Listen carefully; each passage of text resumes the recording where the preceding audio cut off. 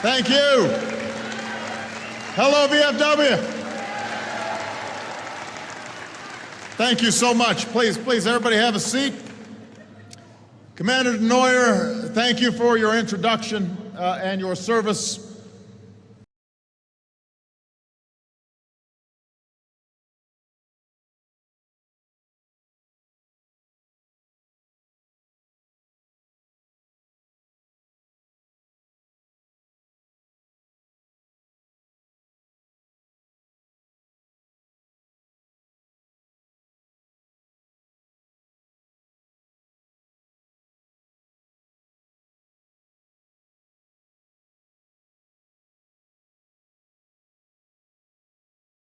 Introduction and your service in Vietnam and on behalf of America's veterans.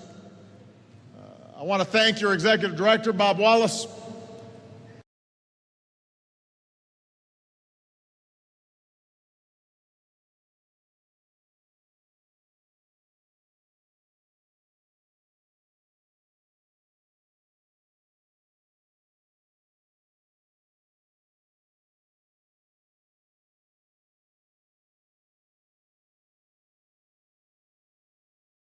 Bob Wallace, your next commander, who I look forward to working with, John Hamilton, and to Gwen Rankin, Leanne Lemley, and the entire Ladies Auxiliary, thank you for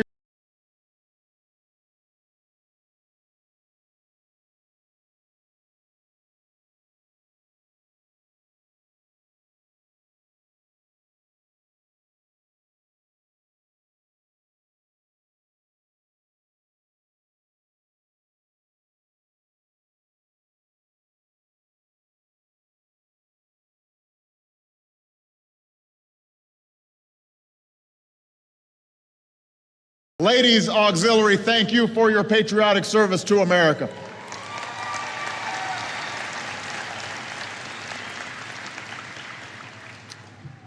I stand before you as our hearts still ache over the tragedy in Aurora, Colorado.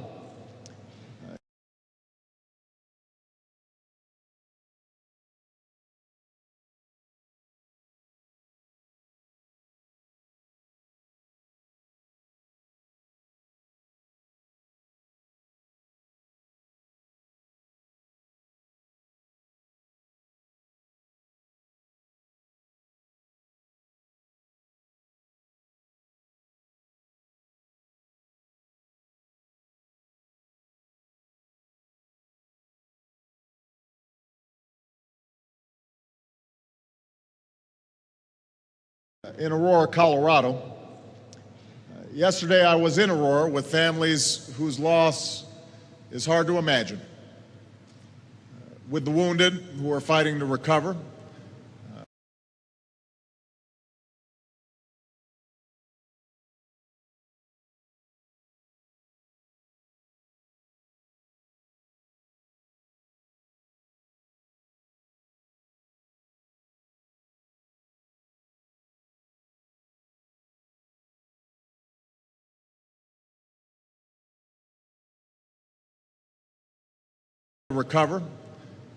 with a community and a military base in the midst of their grief.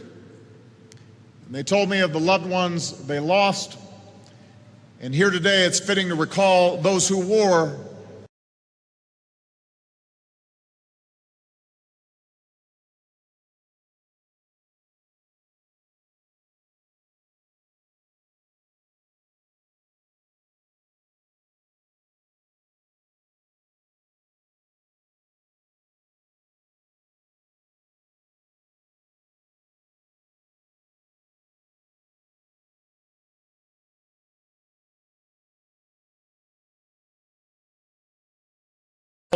wore our nation's uniform. Staff Sergeant Jesse Childress, an Air Force reservist, 29 years old, a cyber specialist who loved sports, the kind of guy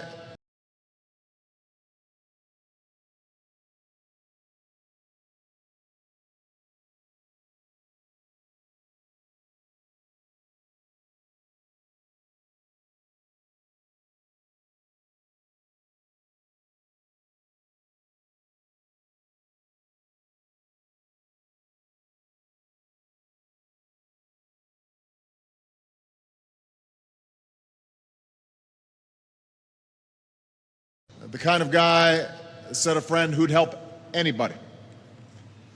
Petty Officer Third Class John Larimer, 27 years old, who, like his father and grandfather before him, joined the Navy and who is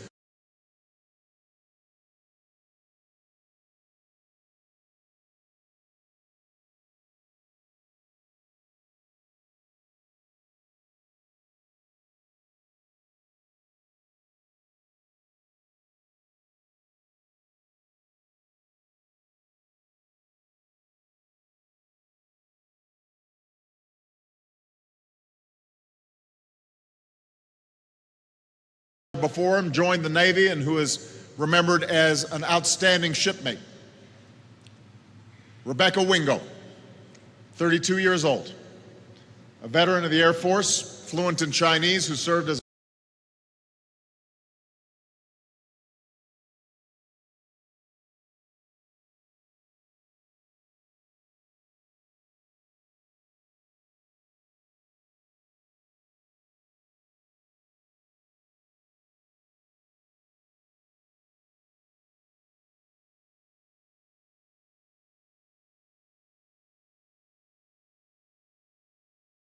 fluent in Chinese, who served as a translator, a mother whose life will be an inspiration to her two little girls.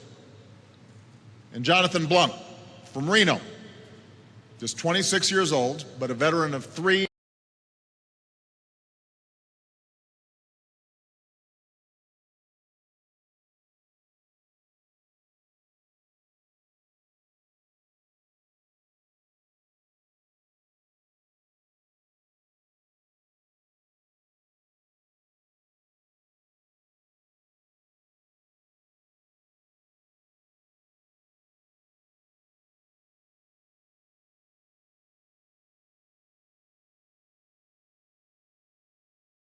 just 26 years old, but a veteran of three Navy tours, whose family and friends will always know that in that theater he gave his own life.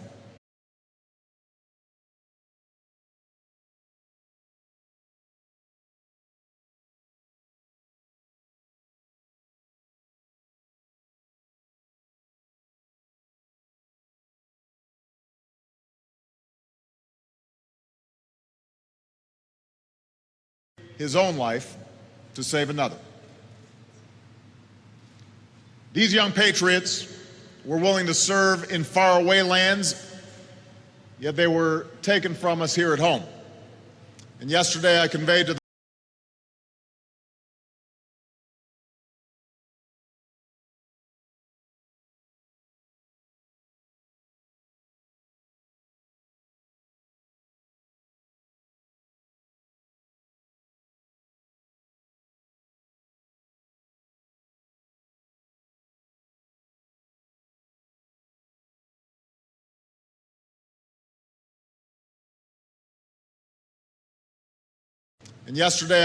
their families a message on behalf of all Americans. We honor your loved ones. We salute their service. And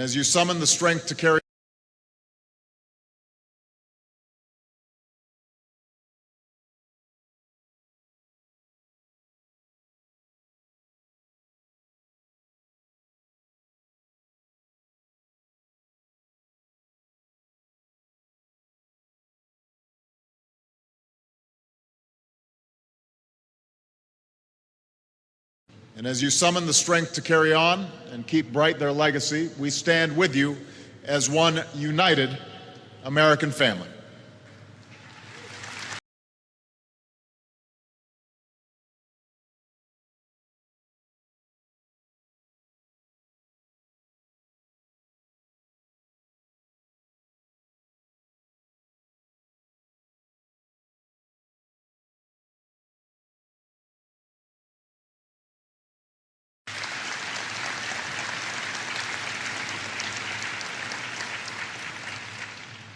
Veterans of foreign wars, in you I see the same shining values, the virtues that make America great. When our harbor was bombed and fascism was on the march,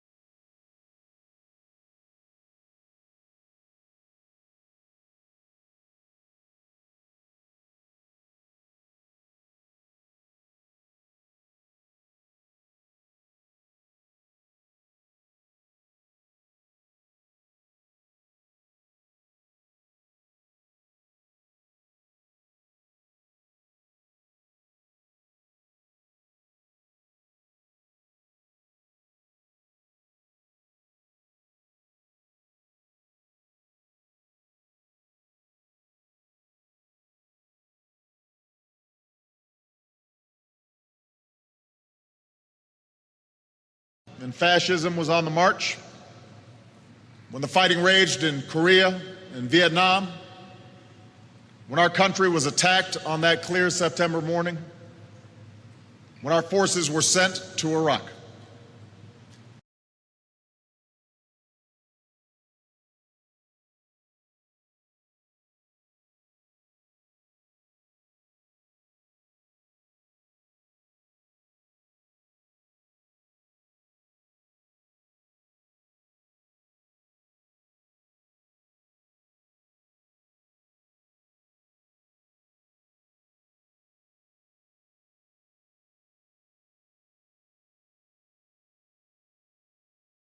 When our forces were sent to Iraq, you answered your country's call.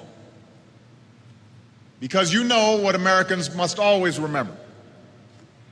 Our nation only endures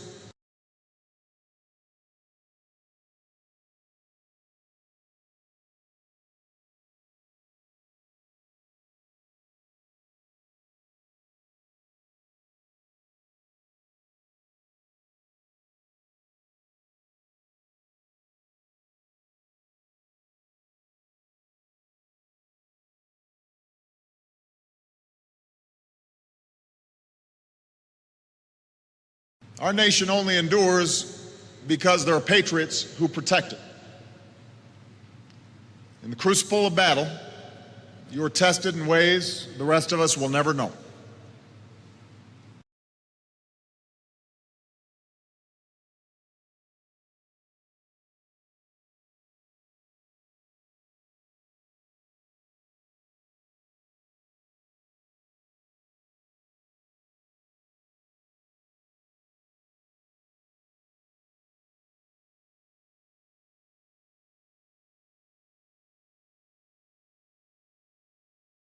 You carry in your hearts the memory of the comrades you lost. For you understand that we must honor our fallen heroes not just on Memorial Day, but all days.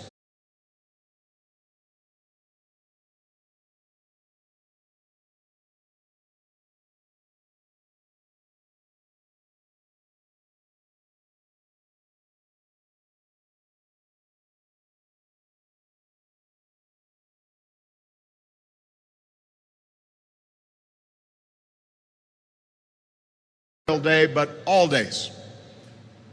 And when an America goes missing or is taken prisoner, we must do everything in our power to bring them home.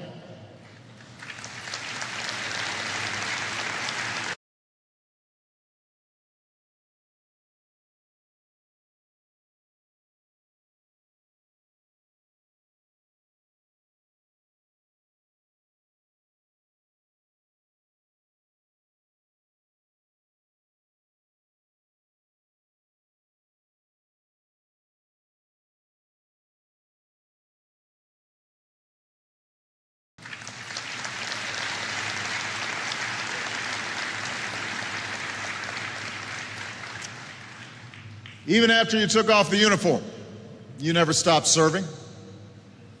You took care of each other, fighting for the benefits and care you had earned.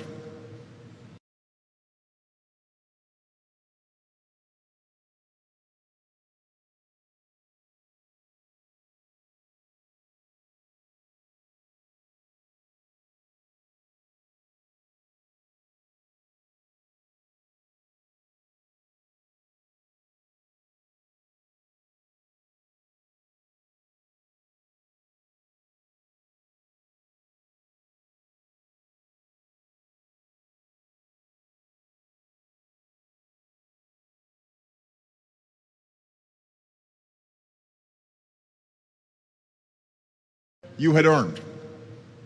And you've taken care of the generations that followed, including our newest veterans from Iraq and Afghanistan. On behalf of all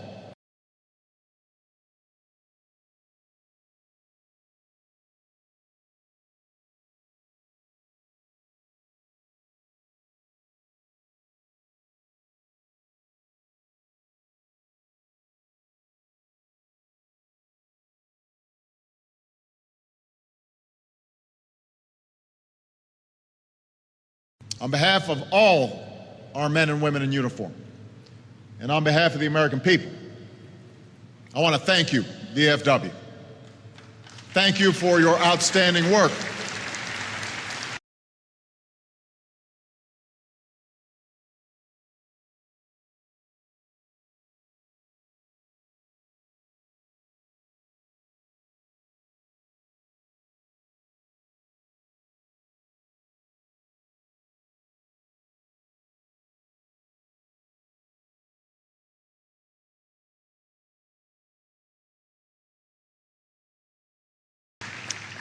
Of course, some among you, our Vietnam veterans, didn't always receive that thanks, at least not on time. This past Memorial Day, I joined some of you at the wall.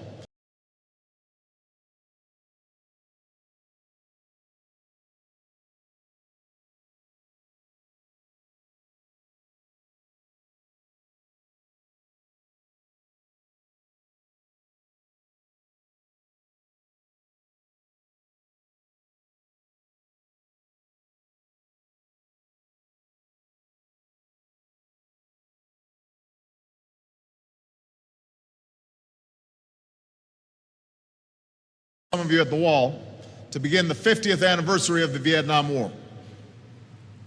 And it was another chance to say what should have been said all along.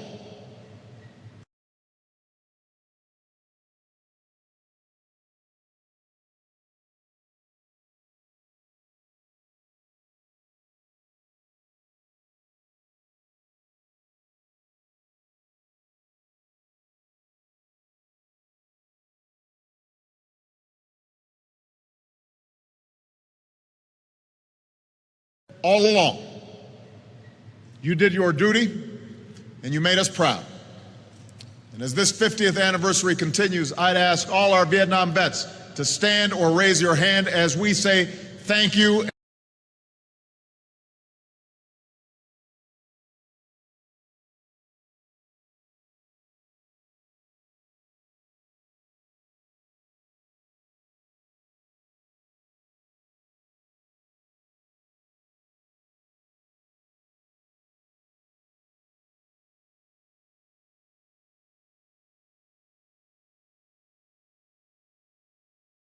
Or raise your hand as we say thank you and welcome home.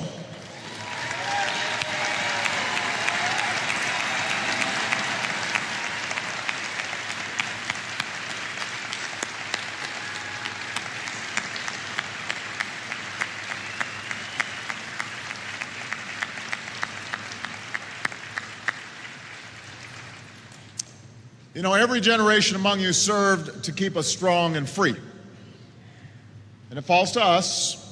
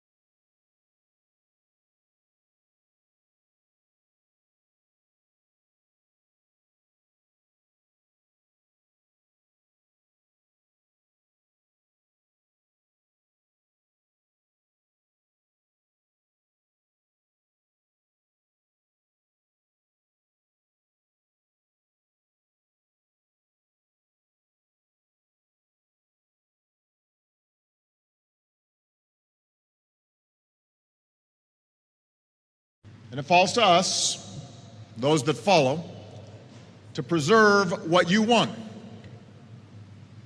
4 years ago, I stood before you at a time of great challenge for our nation. We were engaged in 2 wars.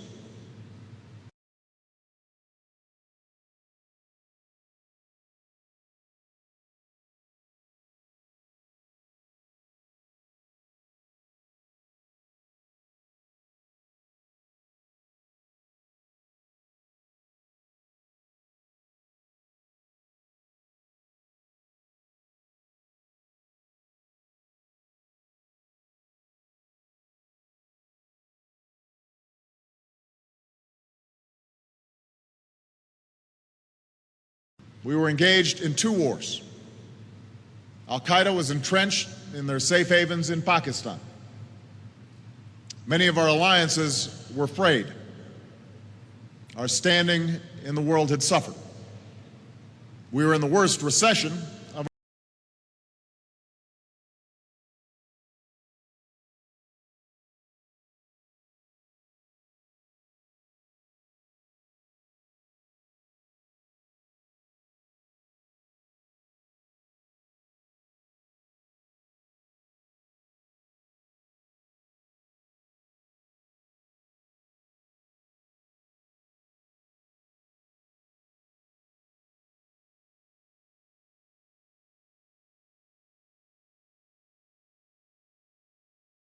We were in the worst recession of our lifetimes.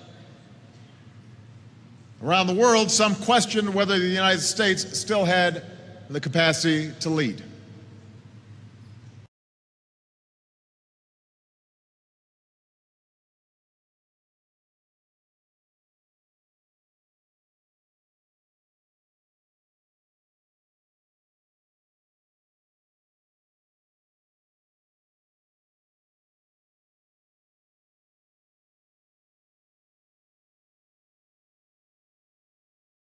So 4 years ago, I made you a promise. I pledged to take the fight to our enemies and renew our leadership in the world. As president,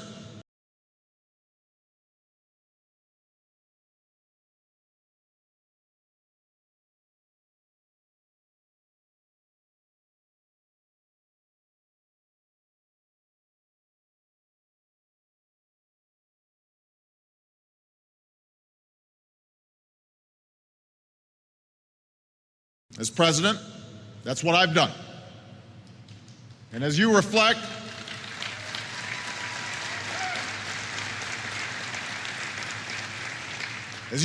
on recent years, as we look ahead to the challenges we face as a nation,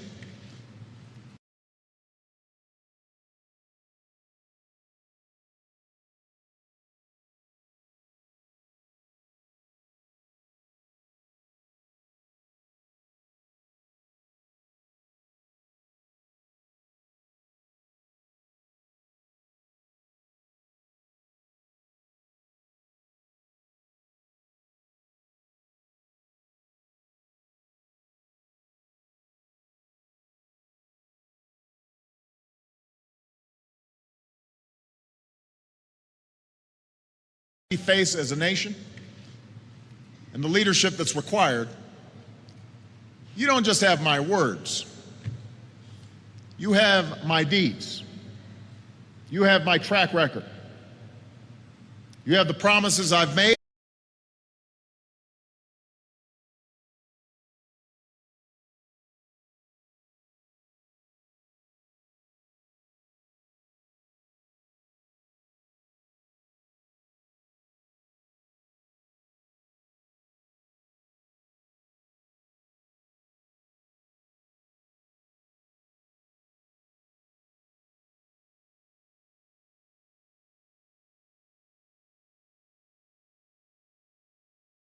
You have the promises I've made and the promises that I've kept. I pledged to end the war in Iraq honorably, and that's what we've done.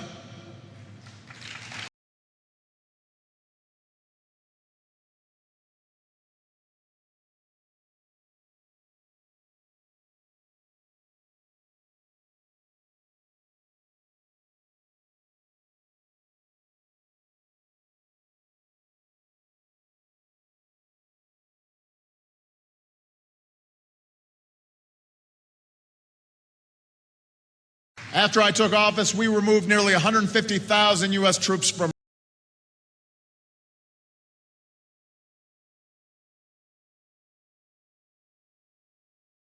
They would have kept tens of thousands of our forces in Iraq indefinitely without a clear mission. Well, when you're commander-in-chief, you owe the troops a plan.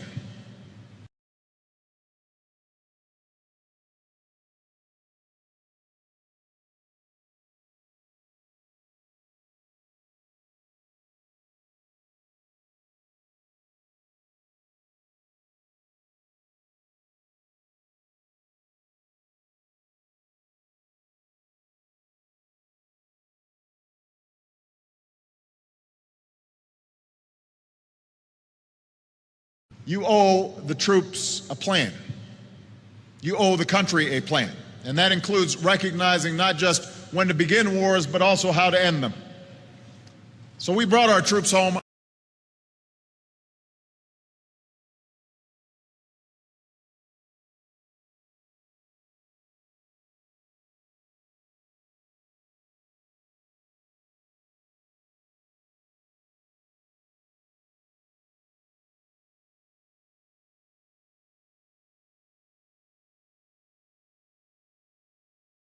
So we brought our troops home responsibly.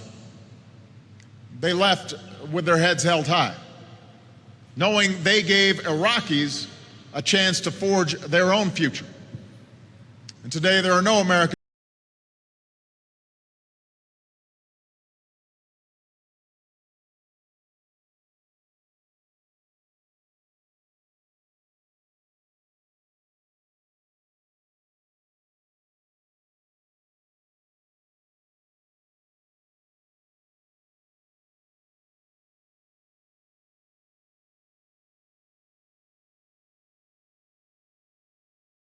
And today there are no Americans fighting in Iraq, and we are proud of all the Americans who served there.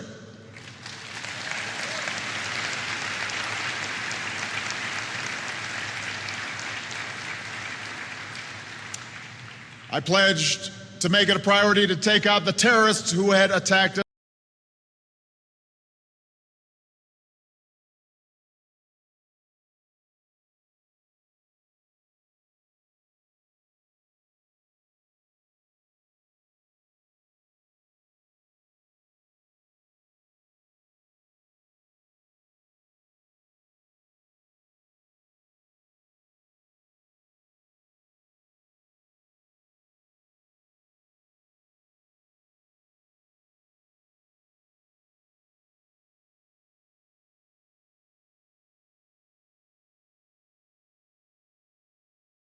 Take out the terrorists who had attacked us on 9/11.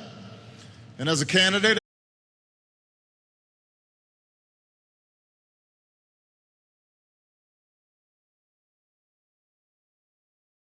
even if it meant going into Pakistan. Some of you remember at the time that comment drew quite a bit of criticism. But since I took office, we've worked with our allies and our partners to take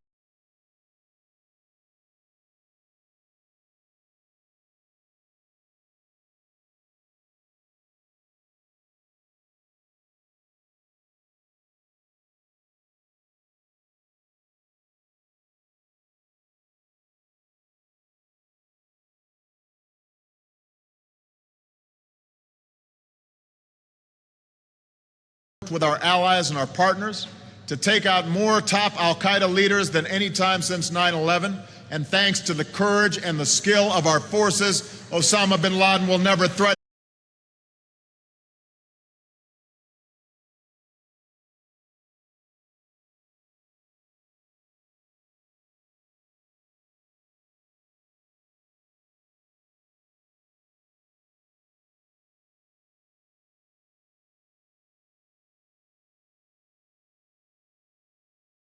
Osama bin Laden will never threaten America again, and al-Qaeda is on the road to defeat.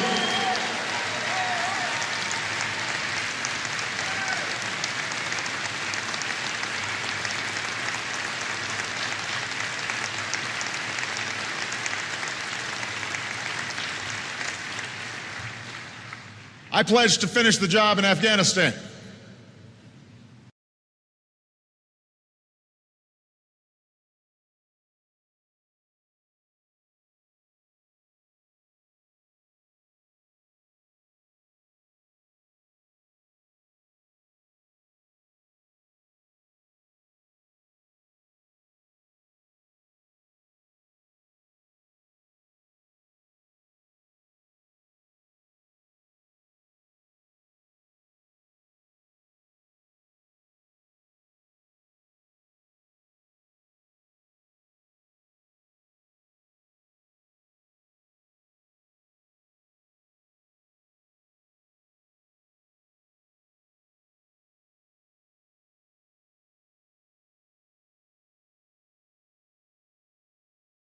Afghanistan.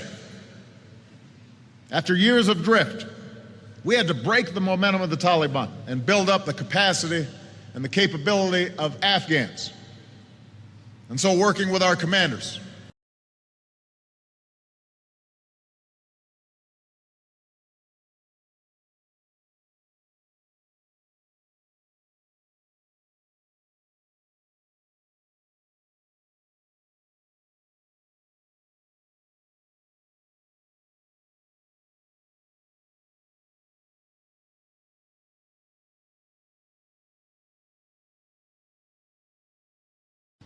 working with our commanders, we came up with a new strategy, and we ordered additional forces to get the job done.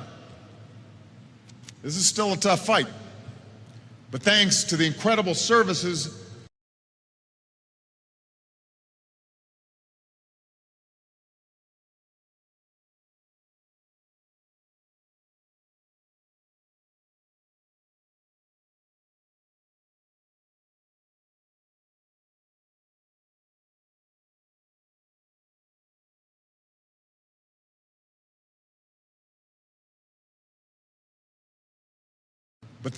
the incredible services and sacrifices of our troops, we pushed the Taliban back. We're training Afghan forces. We've begun to transition to Afghan lead.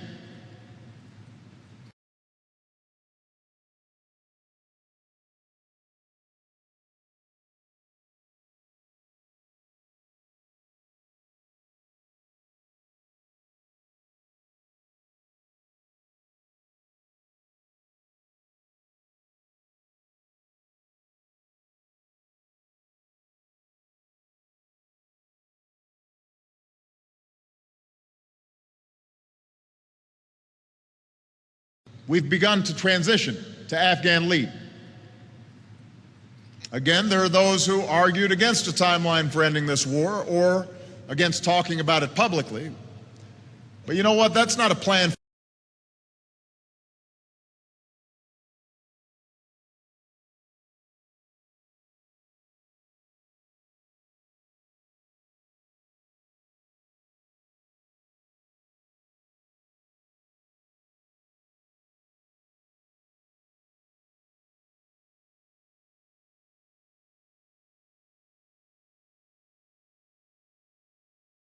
But you know what? That's not a plan for America's security either. After 10 years of war, and given the progress we've made, I felt it was important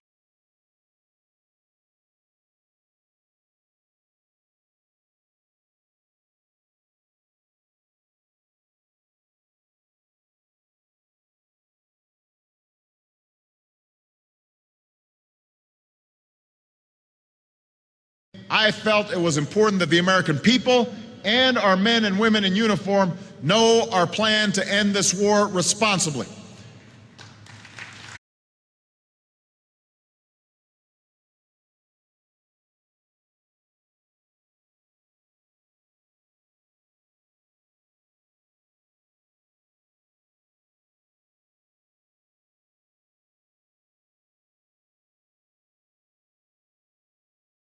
And so by the end of this summer, more than 30,000 of our troops will have come home. Next year, Afghans will take the lead for their own security.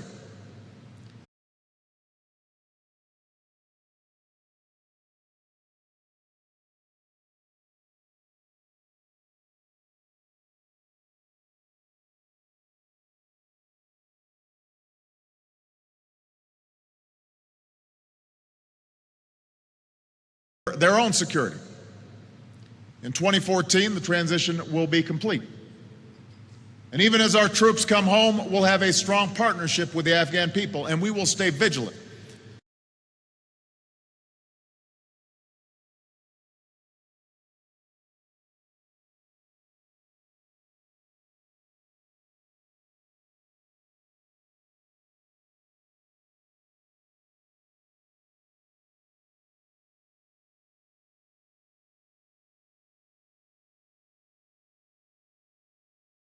The Afghan people, and we will stay vigilant.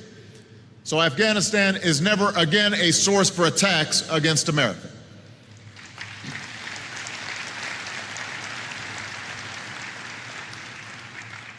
We're not just ending these wars, we're doing it in a way that achieves our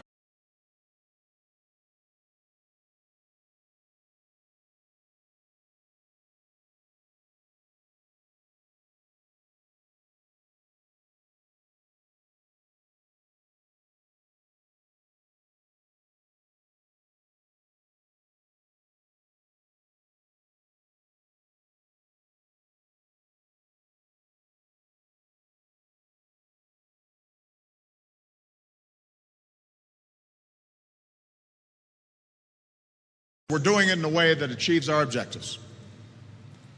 Moreover, it's allowed us to broaden our vision and begin a new era of American leadership.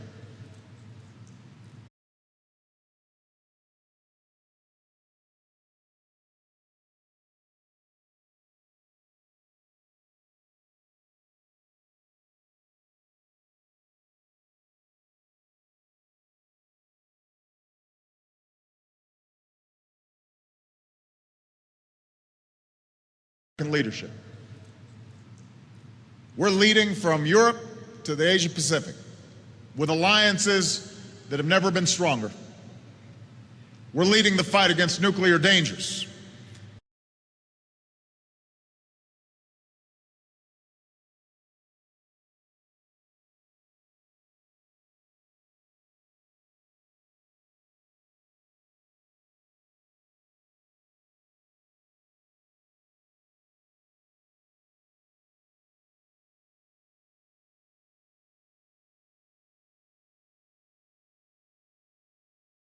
Dangers. We've applied the strongest sanctions ever on Iran and North Korea, nations that cannot be allowed to threaten the world with nuclear weapons.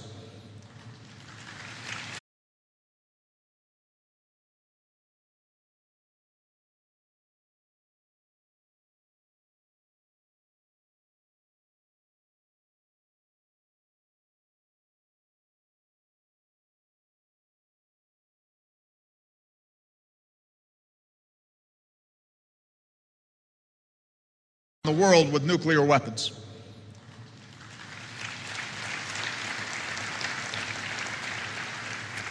We're leading on behalf of freedom, standing with people in the Middle East and North Africa as they demand their rights.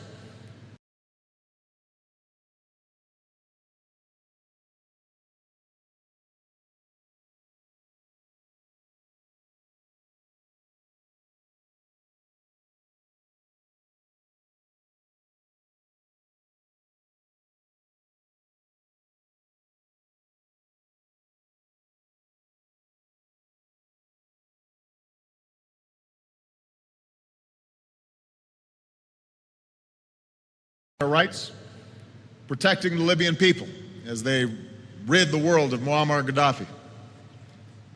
Today, we're also working for a transition so the Syrian people can have a better future.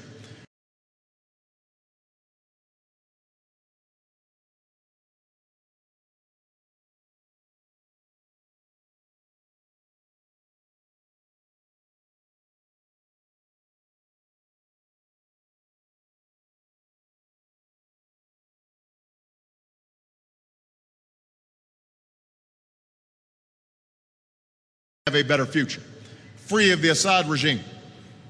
And given the regime's stockpiles of chemical weapons, we will continue to make it clear to Assad and those around him that the world is watching and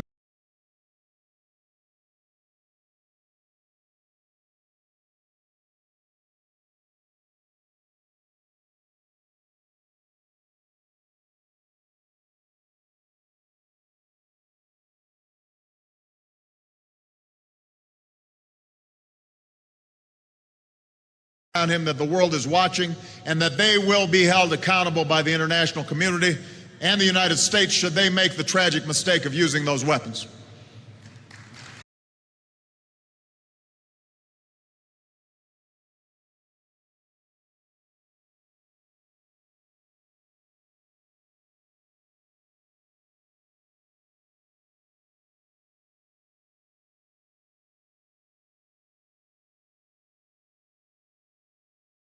Mistake of using those weapons.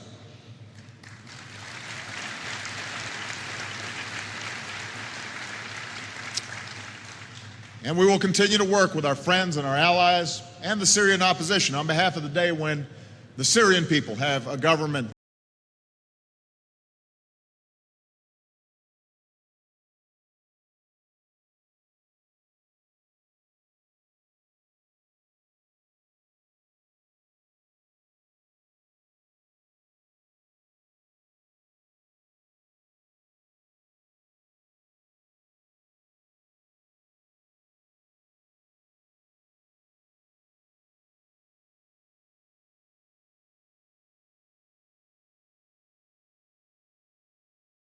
The Syrian people have a government that respects their basic rights to live in peace and freedom and dignity.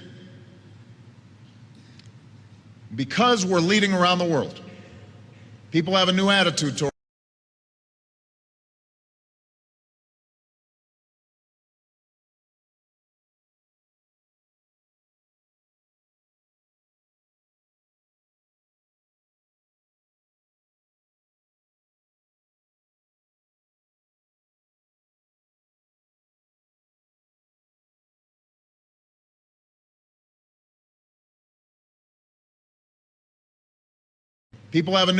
toward America. There's more confidence in our leadership. We see it everywhere we go. We saw it as grateful Libyans waved American flags.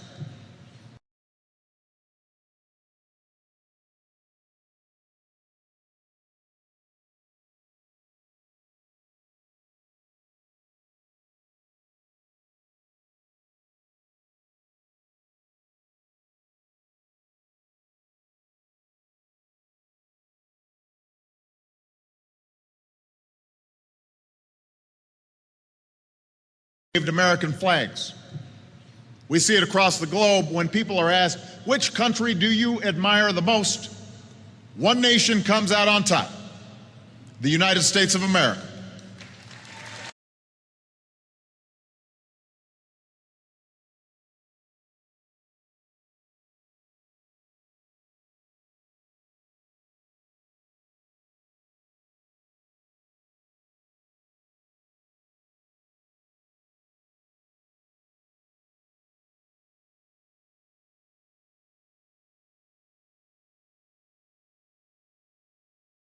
The United States of America.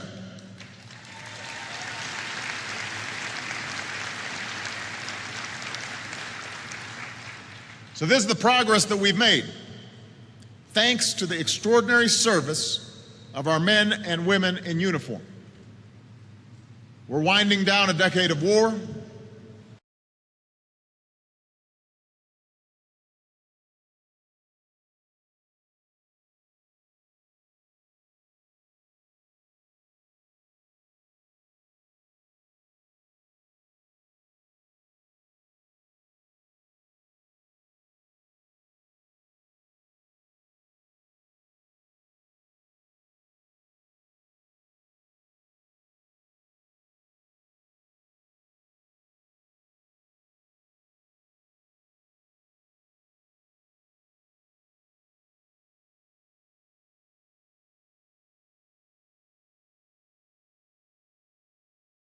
We're winding down a decade of war. We're destroying the terrorist network that attacked us. We're strengthening the alliances that extend our values. And today, every American can be proud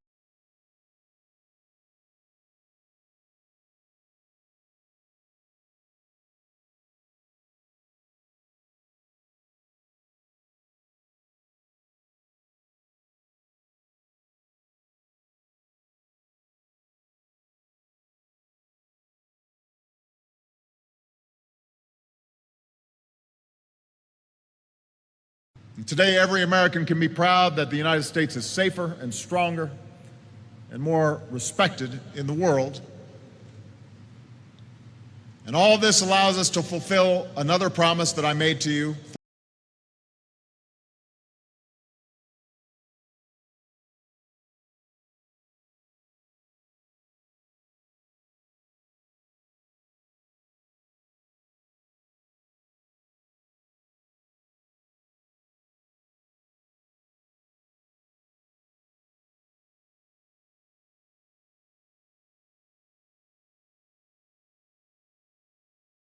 another promise that I made to you 4 years ago: strengthening our military. After 10 years of operations, our soldiers will now have fewer and shorter deployments, which means more time on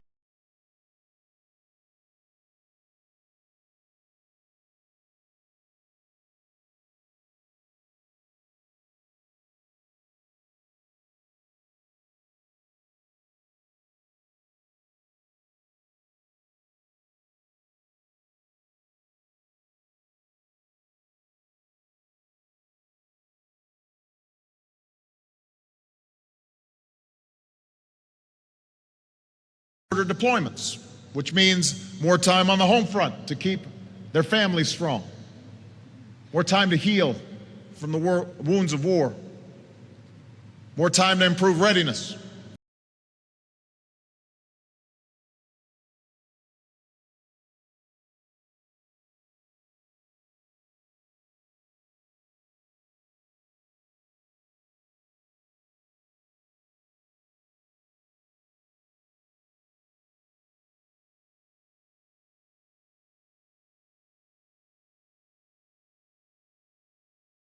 more time to improve readiness and prepare for future threats.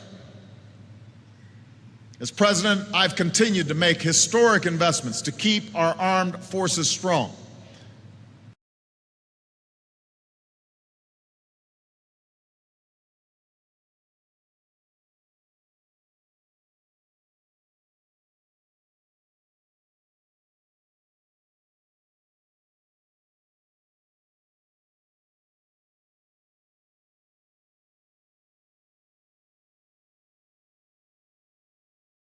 Forces strong. And guided by our new defense strategy, we will maintain our military superiority. It will be second to none as long as I am president and well into the future. We've got the best.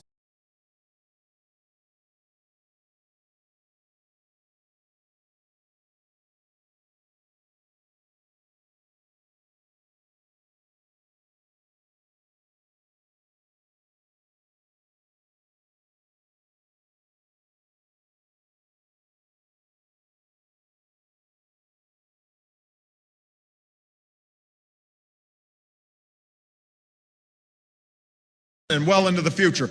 We've got the best trained, best led, best equipped military in history, and as Commander-in-Chief, I am going to keep it that way.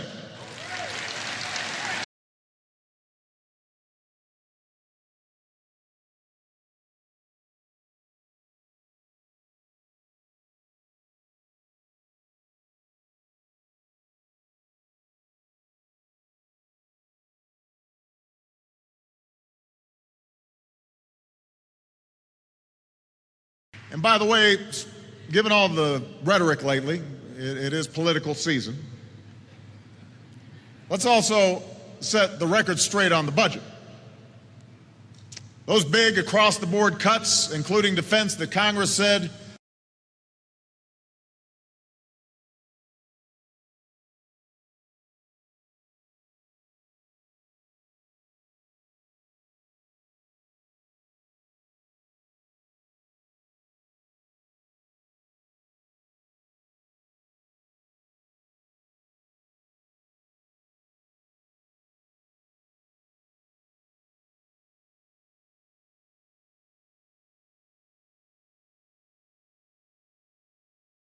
including defense, that Congress said would occur next year if they couldn't reach a deal to reduce the deficit?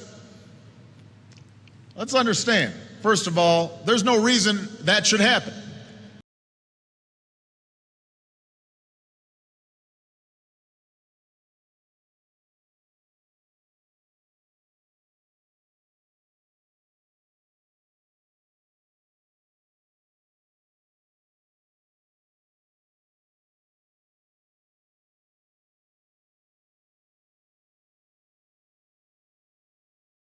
Reason that should happen, because people in Congress ought to be able to come together and agree on a plan, a balanced approach that reduces the deficit and keeps our military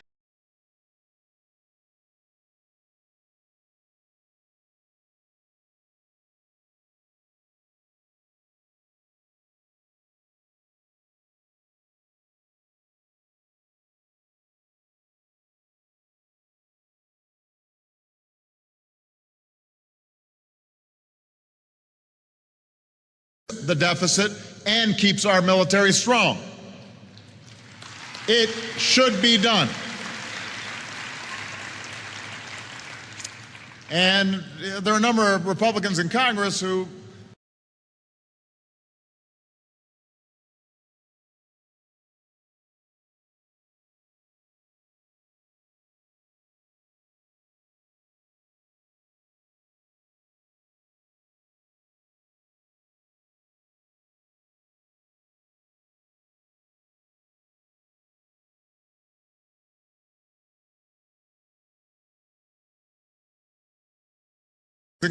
who don't want you to know that most of them voted for these cuts. Now they're trying to wriggle out of what they agreed to do. Instead of making tough choices,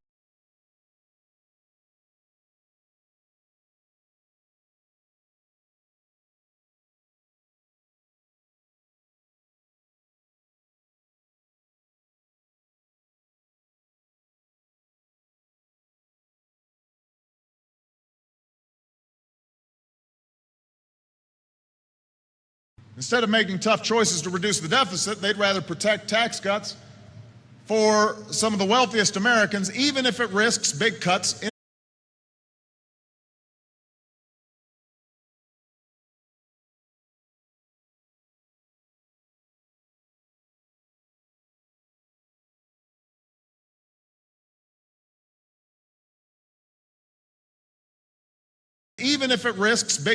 in our military. And I've got to tell you, VFW, I disagree. If the choice is between tax cuts that the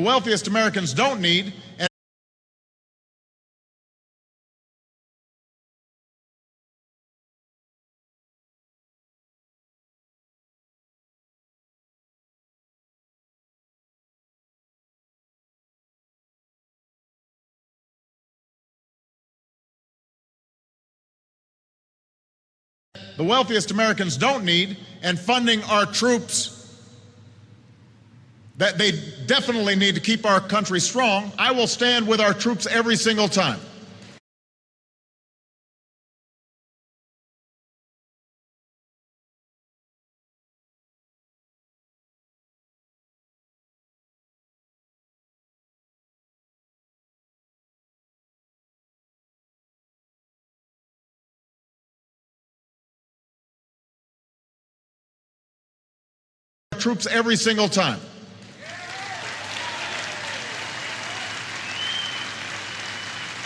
So let's stop playing politics with our military. Let's get serious and reduce our deficit and keep our military strong.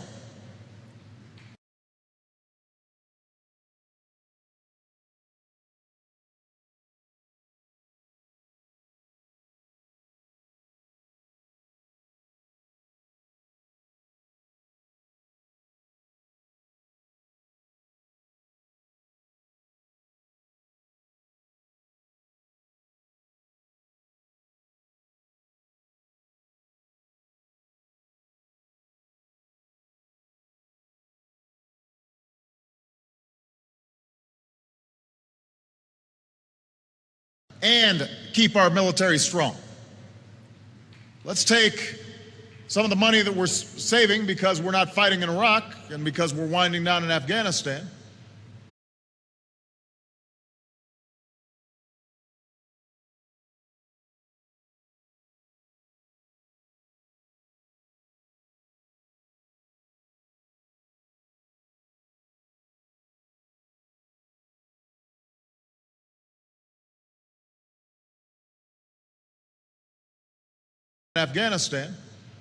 Use half that money to pay down our deficit. Let's use half of it to do some nation building here in the United States of America.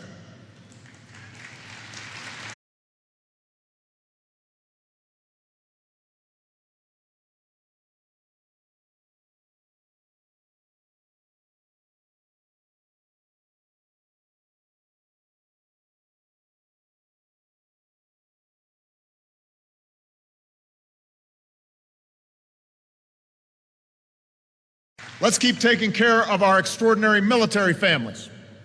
You know, for the first time ever, we've made military families and veterans a top priority, not just at DOD, not just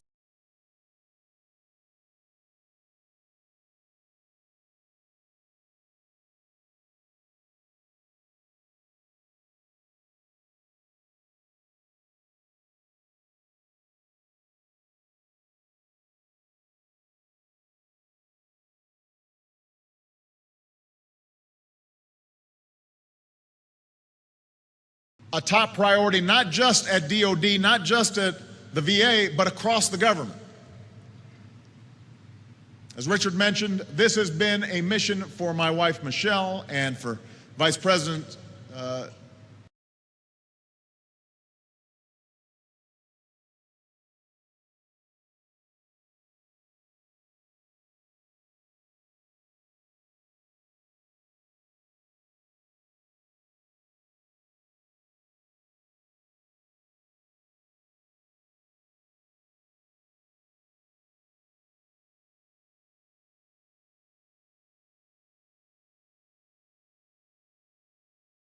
Vice President Joe Biden's wife, Dr. Jill Biden.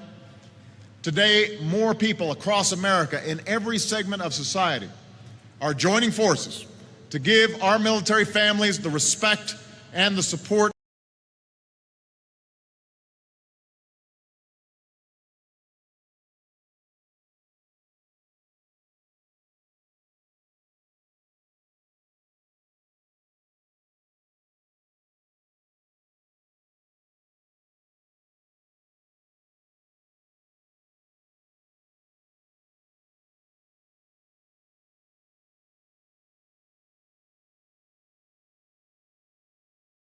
families the respect and the support that they deserve.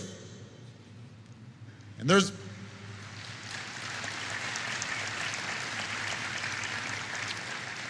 another way we can honor those who serve. It may no longer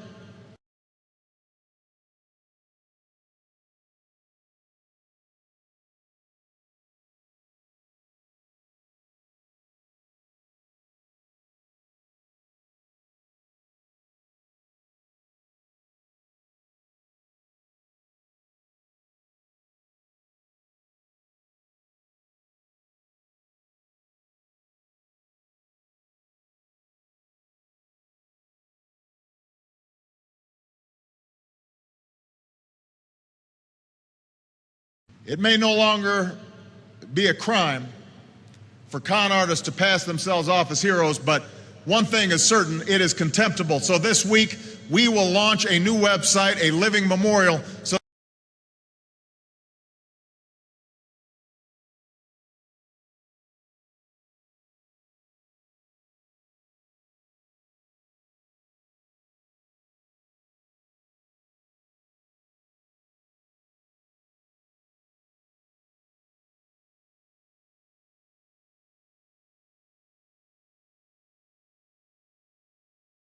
a new website, a living memorial, so the American people can see who's been awarded our nation's highest honors, because no American hero should ever have their valor stolen.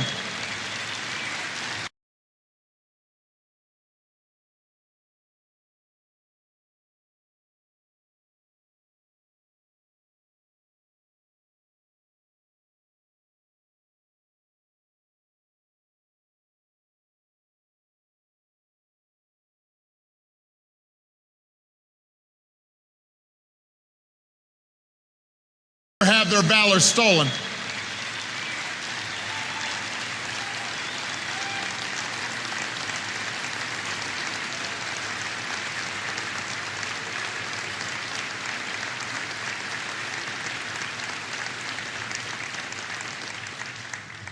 This leads me to another promise I made 4 years ago: upholding America's sacred trust with our veterans.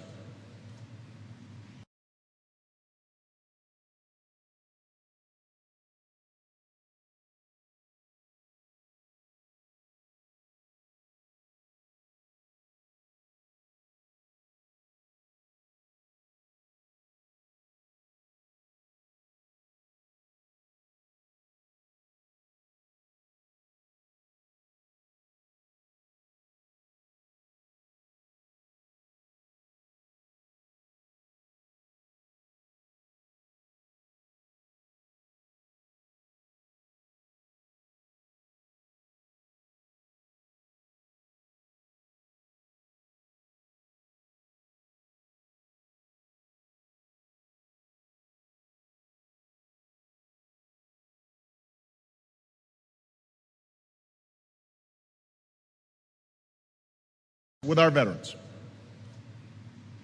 I promised to strengthen the VA, and that promise has been kept. In my first year, we achieved the largest percentage increase in the VA budget in 30 years.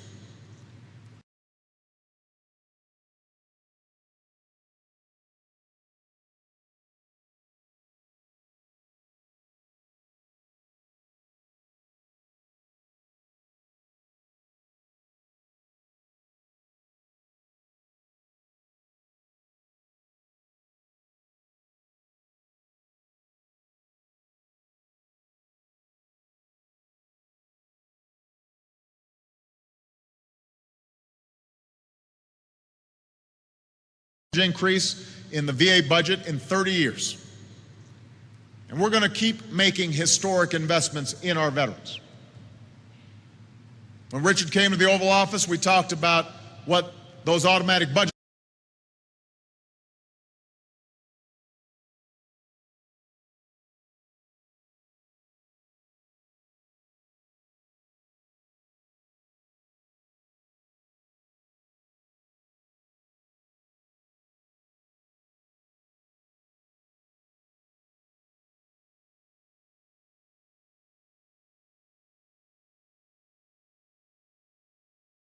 talked about what those automatic budget cuts, sequestration, could mean for the VA. So my administration has made it clear. Your veterans' benefits are exempt from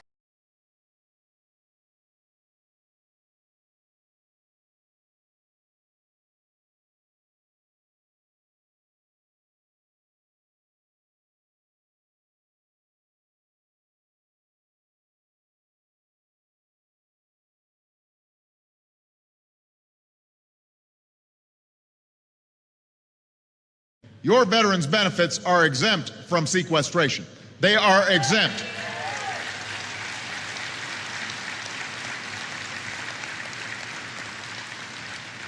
And because advance appropriations is now the law of the land, veterans' health care is protected.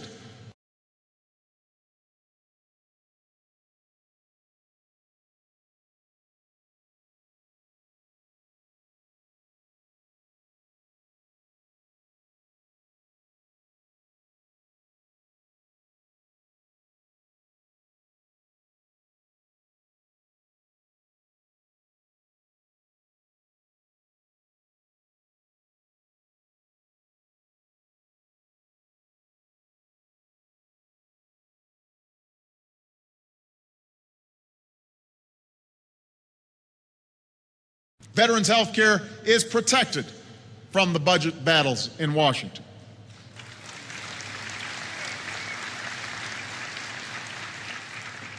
I promised you that I'd stand up for veterans' health care. As long as I'm president, I will not.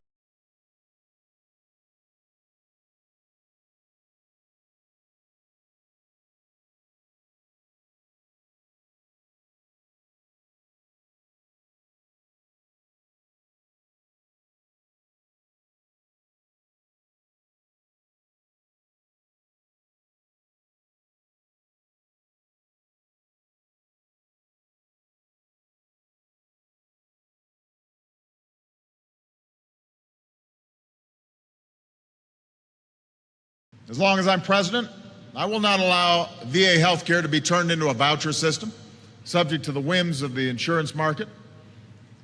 Some have argued for this plan.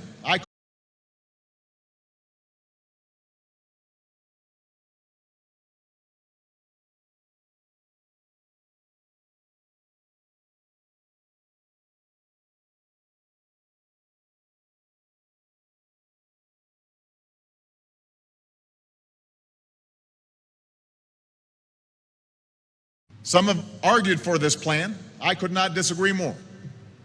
You don't need vouchers. You need the VA health care that you have earned and that you depend on.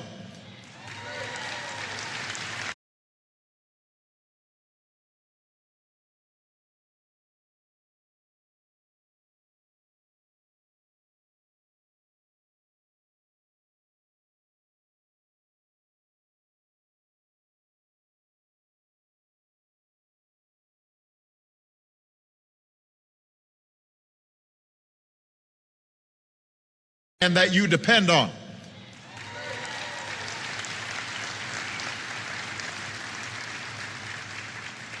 So we've made dramatic investments to help care for our veterans. For our Vietnam veterans, we declared that more illnesses are now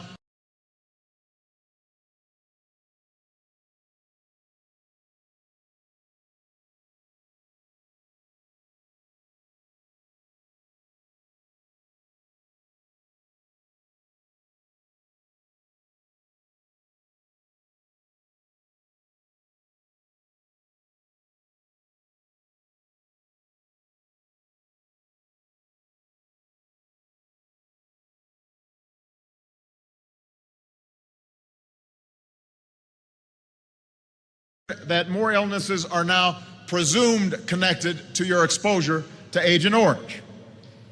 And as a result of our decision, Vietnam-era vets and your families receive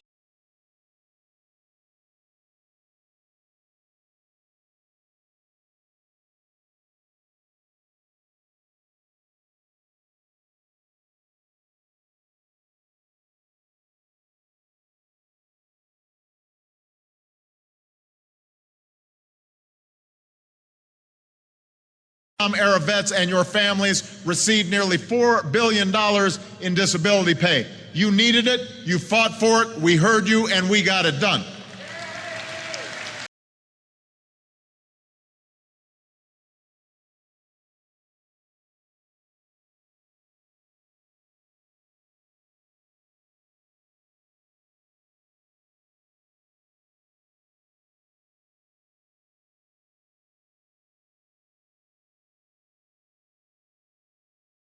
We've added mobile clinics for our rural veterans, more tailored care for our women veterans, unprecedented support for veterans with traumatic brain injury.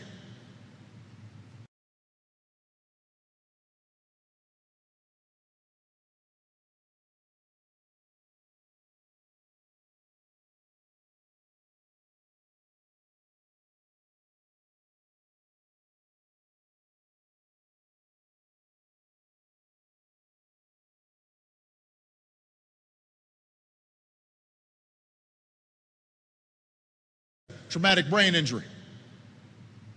All told, we've made VA healthcare available to nearly 800,000 veterans who didn't have it before.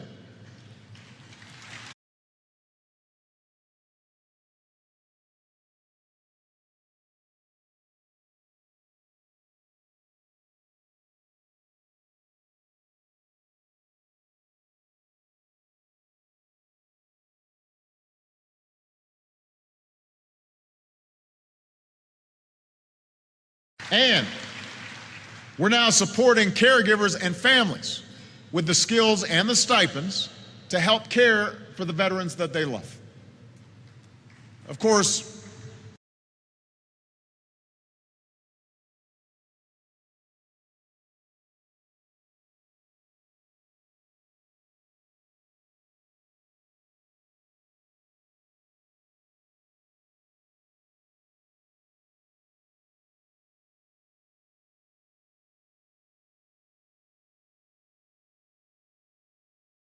Of course, more veterans in the system means more claims. So we've hired thousands of claims processors. We're investing in paperless systems. To their credit, the dedicated folks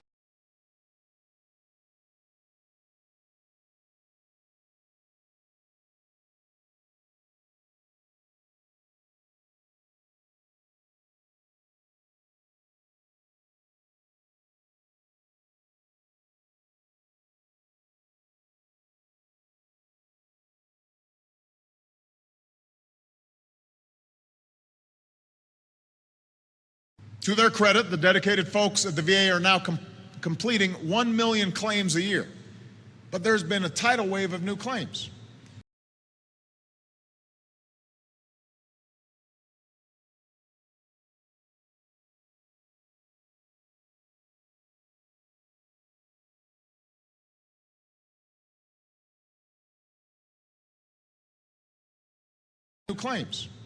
And when I hear about veterans waiting months or years for your benefits, it is unacceptable.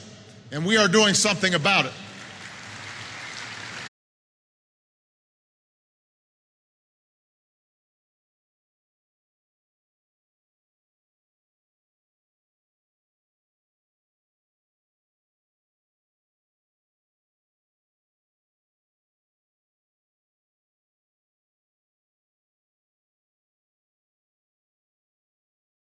We're taking all those folks who processed your Agent Orange claims, more than 1,200 experts, and giving them a new mission: attack the backlog.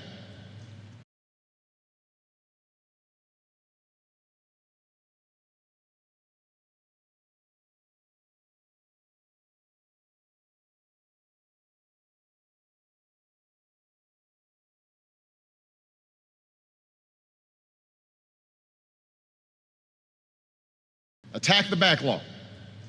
We're prioritizing veterans with the most serious disabilities. And the VA and DoD will work harder towards a seamless transition, so new veterans aren't just piled on.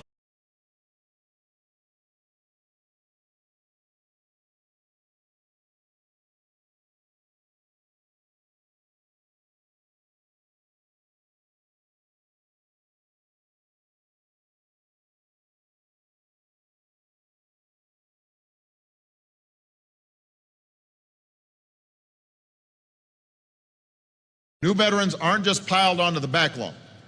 And we will not rest. I will not be satisfied until we get this right. And today I'm also calling on all those who help our vets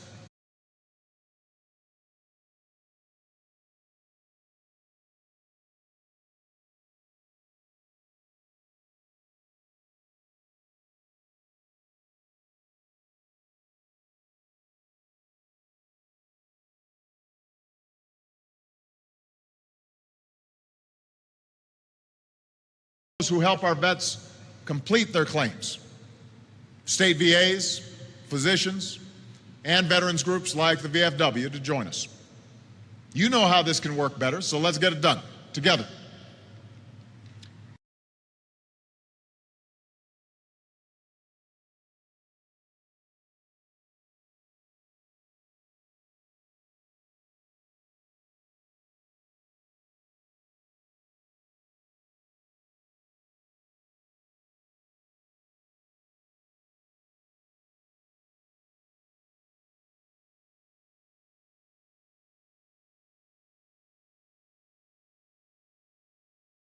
So let's get it done together. We're also focused on the urgent needs of our veterans with PTSD. We've poured tremendous resources into this fight.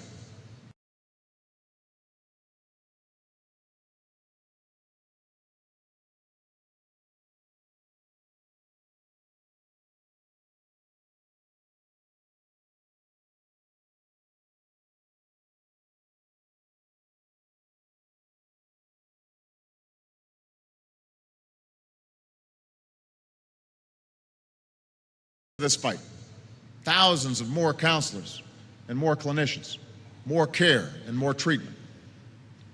And we've made it easier for veterans with PTSD to qualify for VA benefits.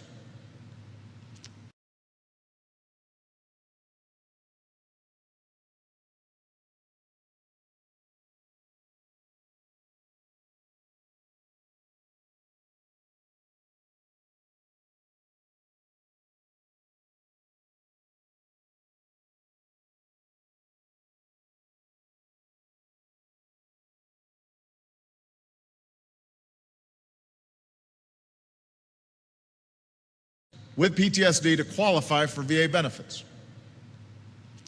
But after a decade of war, it's now an epidemic. We're losing more troops to suicide, one every single day,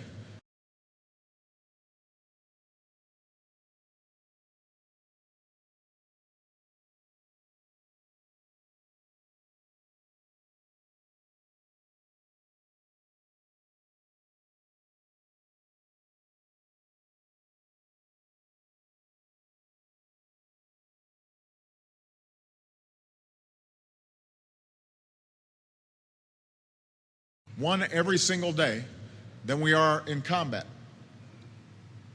According to some estimates, about 18 veterans are taking their lives each day, more every year than all the troops.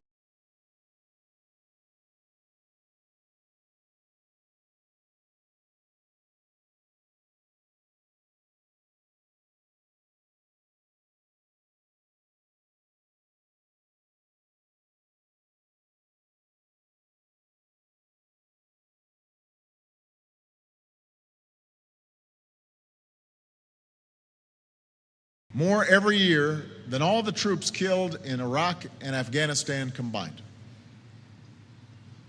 That's a tragedy. It's heartbreaking. It should not be happening in the United States of America.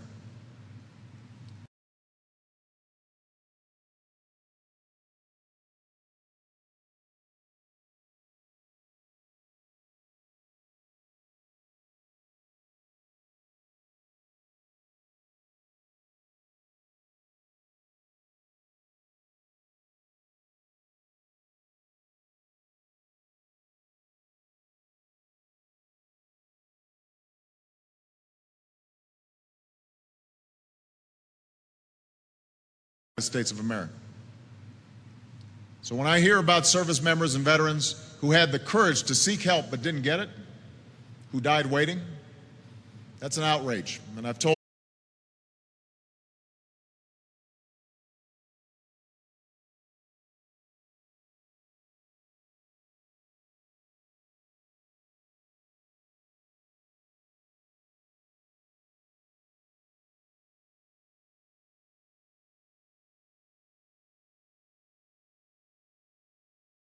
that's an outrage. And I've told Secretary Panetta, Chairman Dempsey, and Secretary Shinseki, we've got to do better.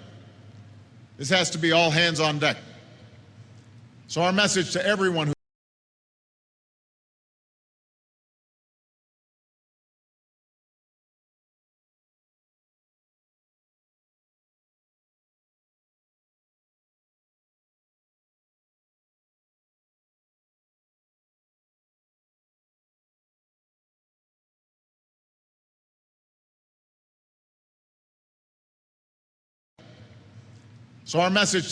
who's ever worn the uniform, if you're hurting, it's not a sign of weakness to seek help, it's a sign of strength.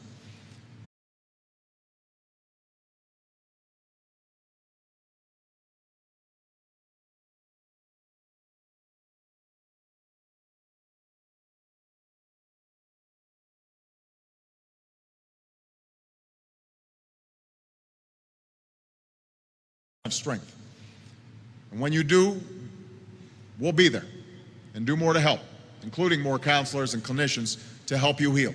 We need to end this tragedy, VFW, and we're going to work together to make it.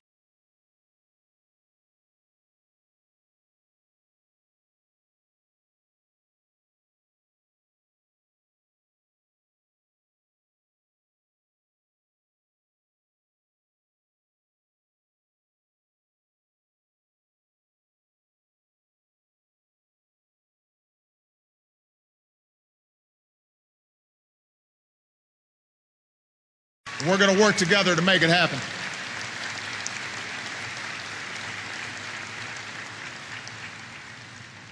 So too with our campaign to end homelessness among our veterans. We've now helped to bring tens of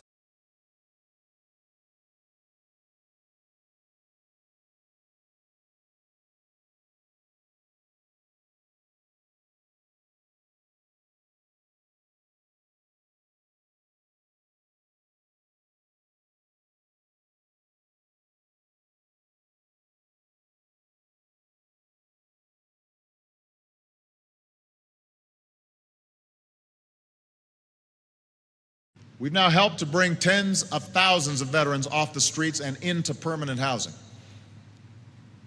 This has to be a core mission because every veteran who has fought for America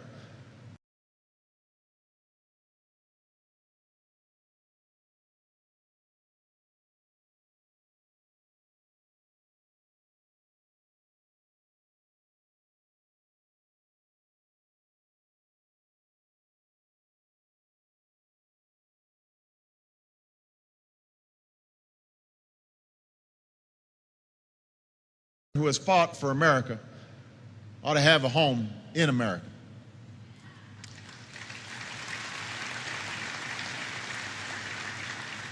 And this brings me to the last promise I want to discuss with you. 4 years ago,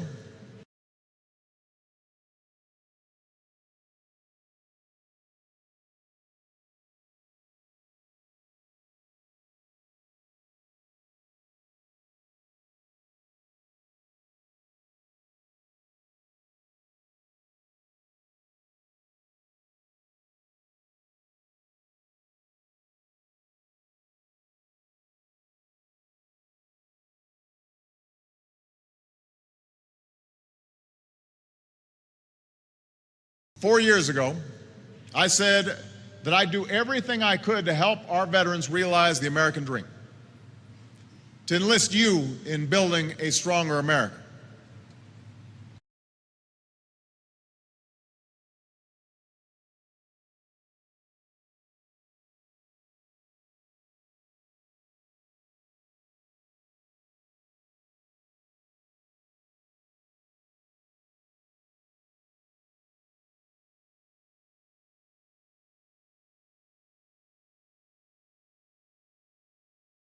For America.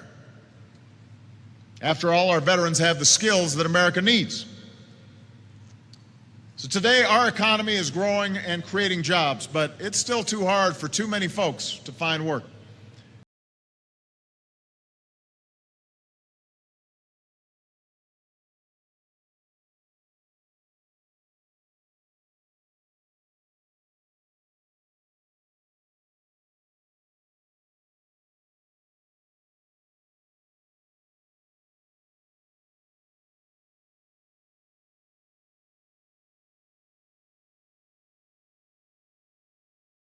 Hard for too many folks to find work, especially our younger veterans, our veterans from Iraq and Afghanistan. And with 1 million more troops rejoining civilian life in the years ahead,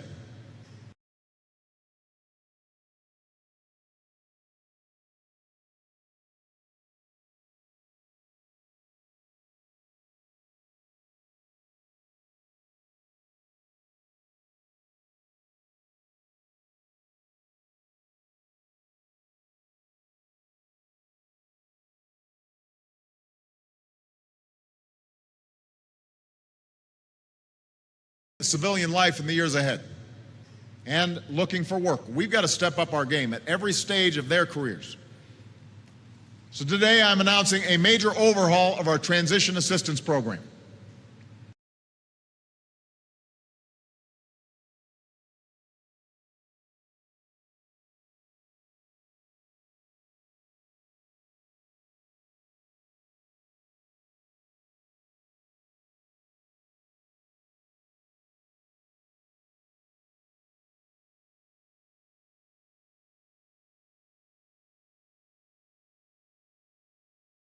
All of our transition assistance program. We're going to set up a kind of reverse boot camp for our departing service members. Starting this year, they'll get more.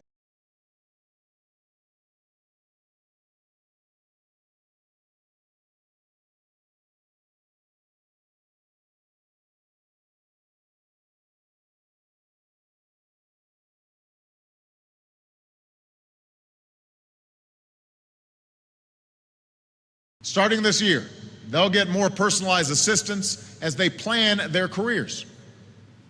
We'll provide the training they need to find that job or pursue that education.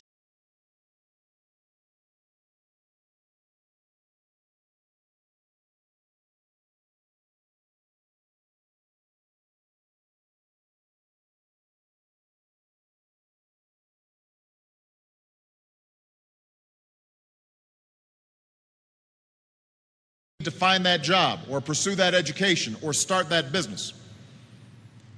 And just as they've maintained their military readiness, we'll have new standards of career readiness.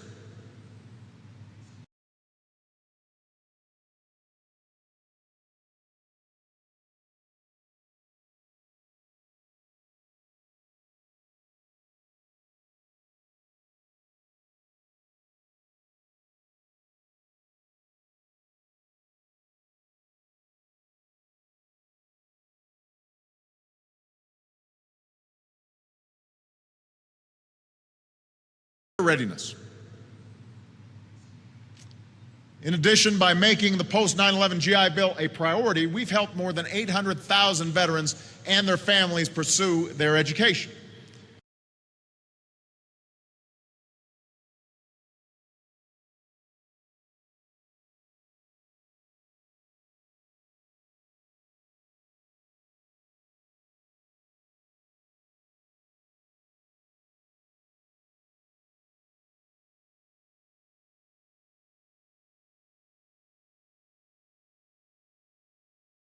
Pursue their education. And I've issued an executive order to help put a stop to schools that are ripping off our veterans.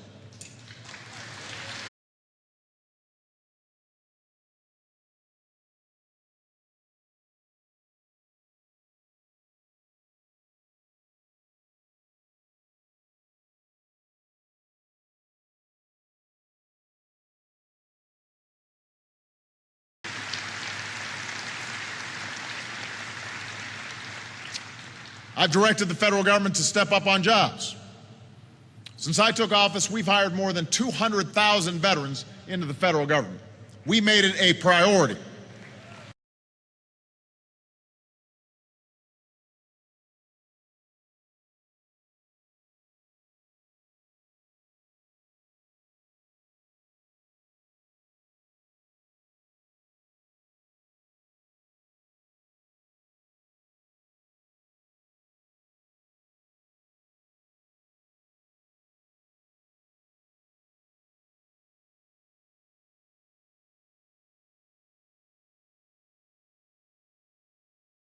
Federal government.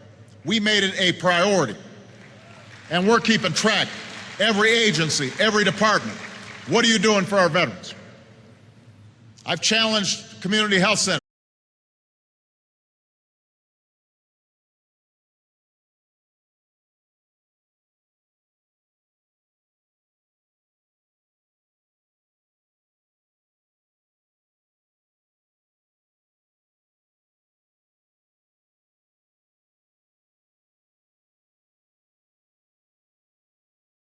I've challenged community health centers to hire thousands of veterans as physicians and nurses.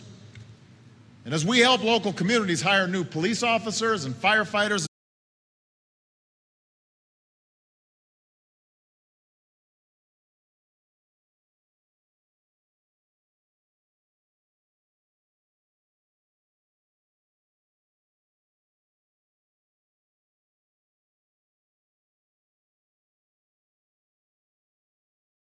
new police officers and firefighters and first responders, we're giving a preference to veterans.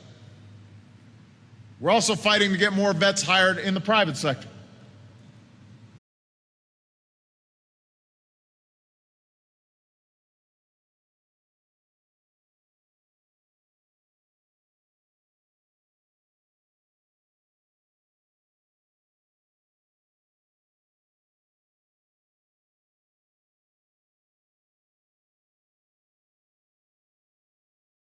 Hired in the private sector. With new tools like our online Veterans Jobs Bank, we're connecting veterans directly to jobs. We're helping thousands of veterans.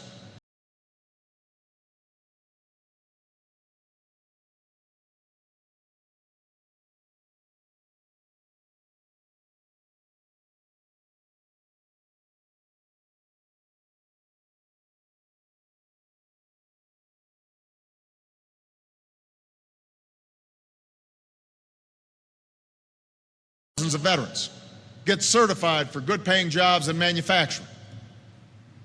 We succeeded in passing tax credits for businesses that hire our veterans and our wounded warriors.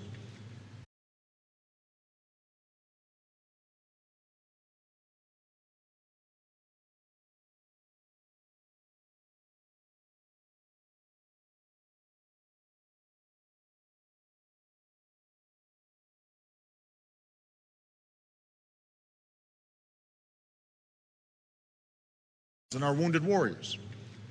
And this morning I signed into law the Veterans Skills to Jobs Act, making it easier for veterans to transfer their outstanding military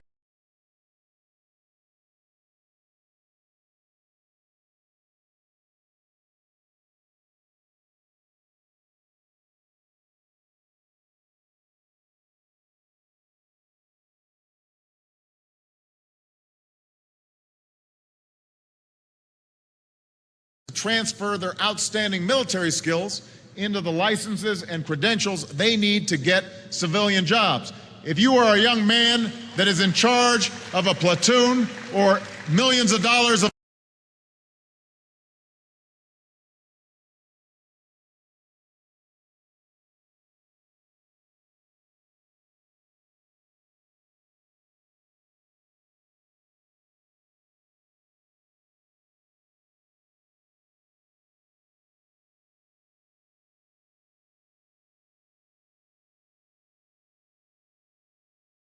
a platoon or millions of dollars of equipment and are taking responsibility, or you're a medic out in the field who is saving lives every single day, when you come home, you need to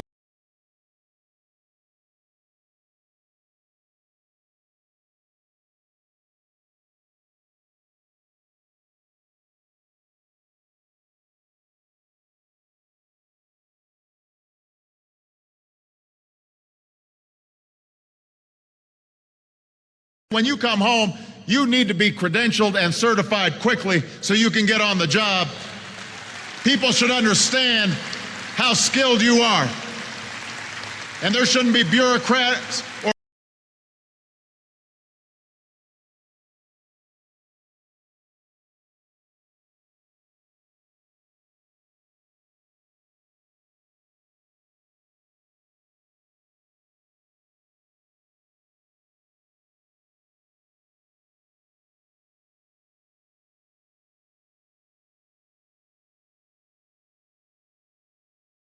and there shouldn't be bureaucrats or runarounds.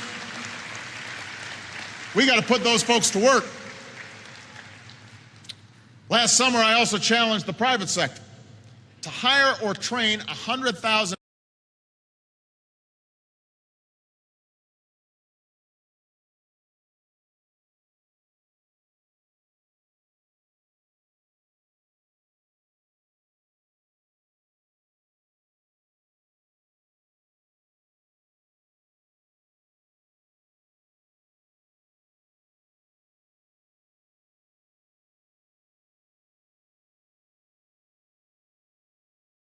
to hire or train 100,000 veterans or their spouses. Michelle and Joe Biden have been leading the effort through joining forces, and so far, thousands of patriotic businesses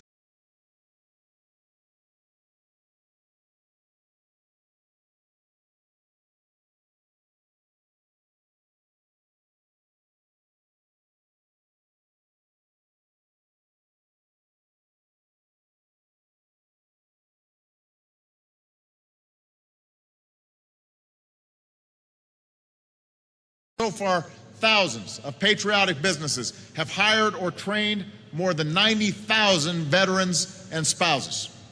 And our message to companies is simple.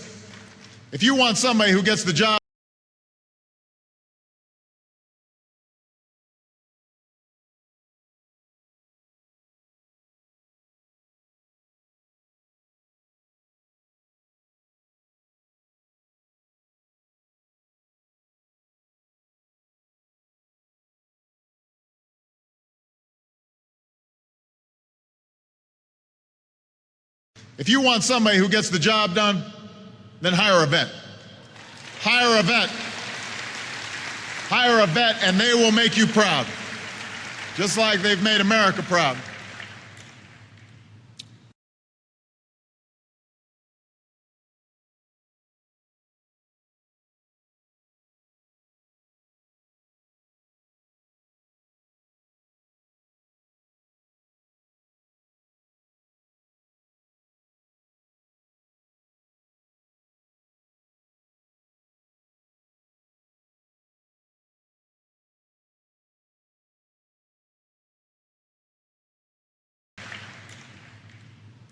And we're fighting for veterans who want to start their own businesses, including more training and entrepreneurship.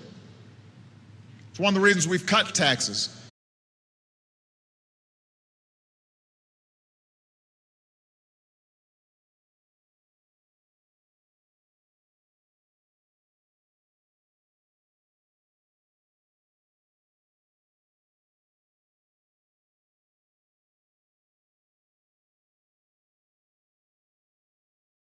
It's one of the reasons we've cut taxes 18 times for small businesses, including veteran-owned businesses. And the effects ripple out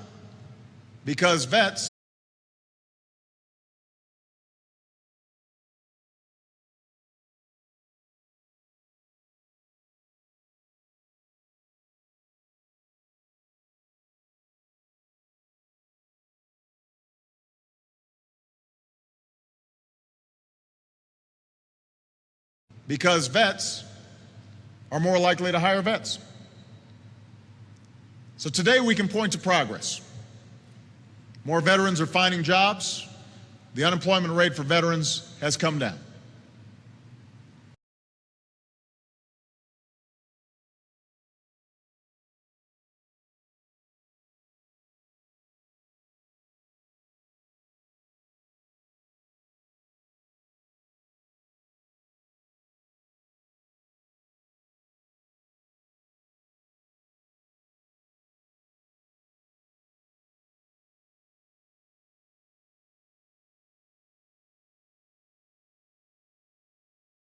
Has come down.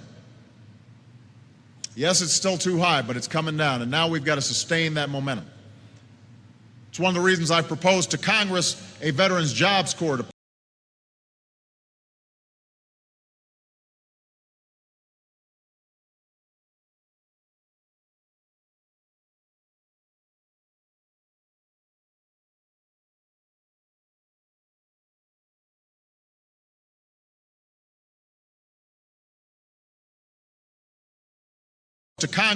a Veterans Jobs Corps to put our veterans back to work protecting and rebuilding America. And today I am again calling on Congress, pass this veteran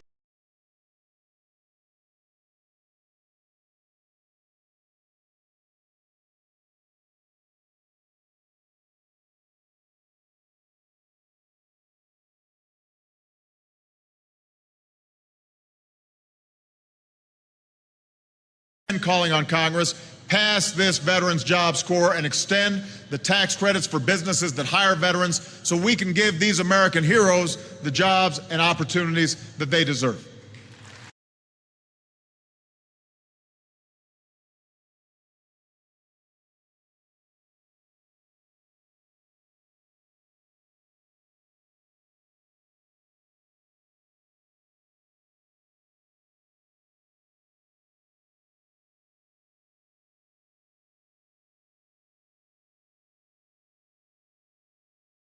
And opportunities that they deserve.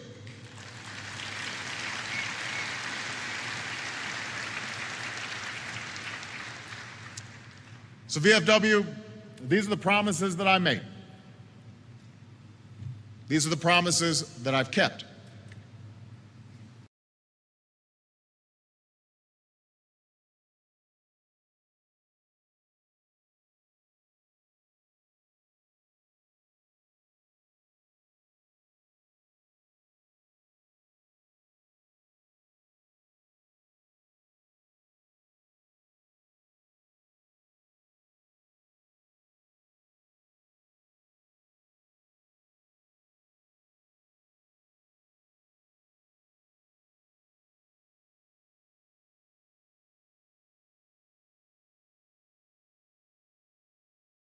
Where we still have more work to do, we will not rest. That's my vow to you. I've got your back. I've got your six. Because we have a solemn obligation to all who serve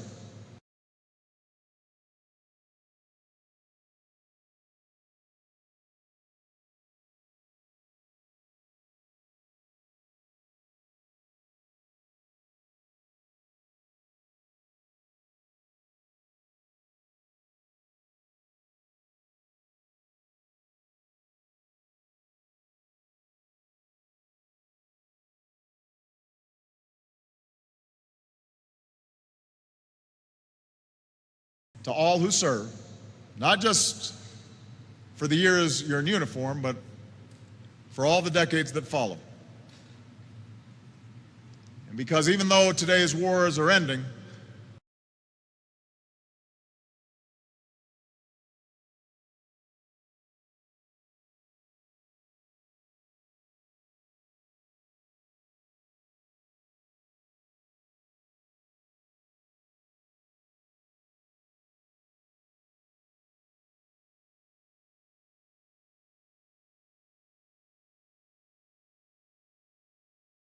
are ending, the hard work of taking care of our newest veterans has only just begun.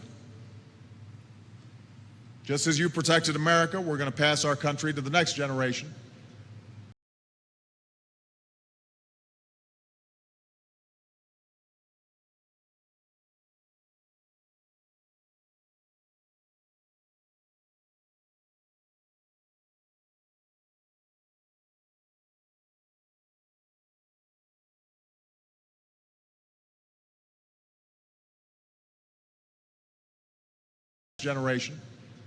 Stronger and safer and more respected in the world. So if anyone tries to tell you that our greatness is past, that America is in decline,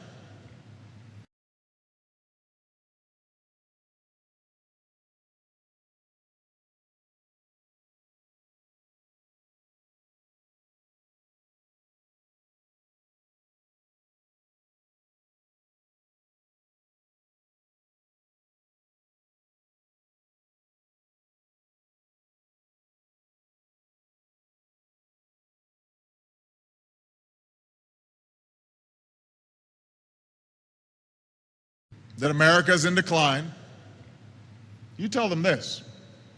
Just like the 20th century, the 21st century is going to be another great American century. For we are Americans.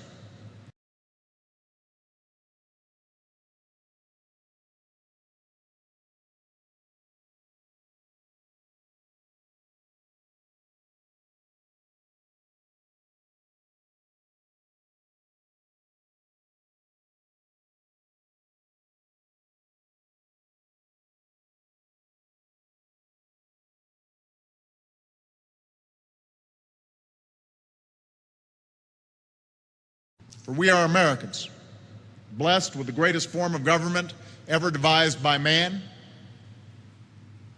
a democracy dedicated to freedom and committed to the ideals that still light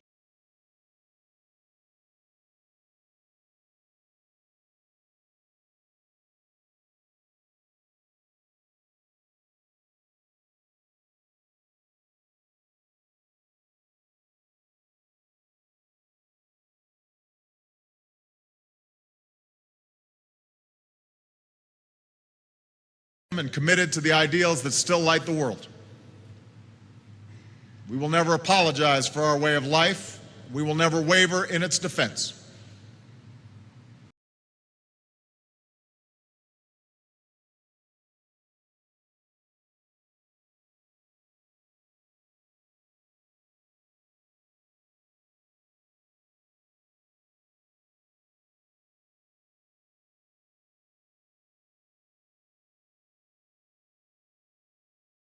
We are a nation that freed millions and turned adversaries into allies. We are the Americans who defended the peace and turned back aggression. We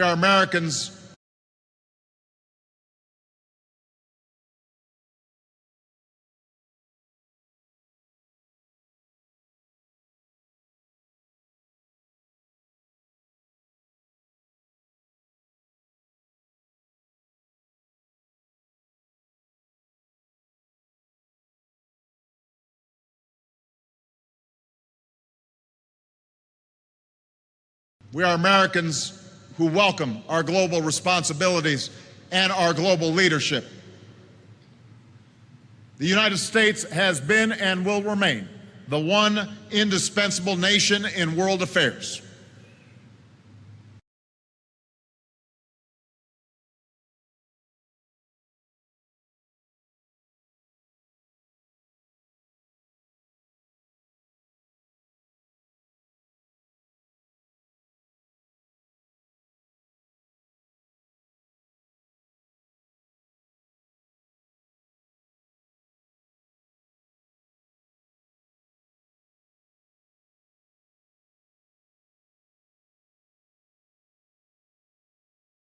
In world affairs. And you are the soldiers, the sailors, the airmen, the Marines, and the Coast Guardmen who have kept us strong.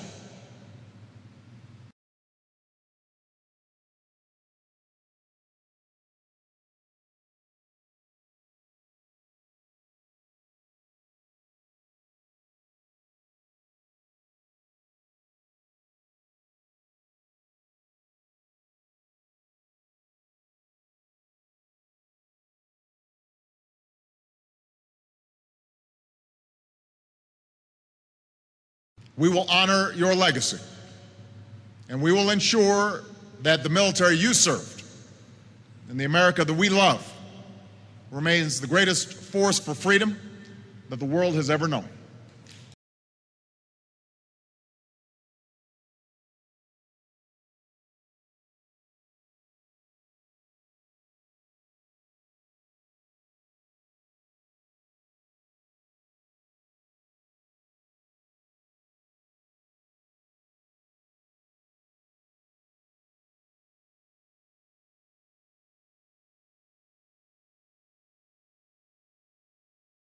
That the world has ever known. God bless you.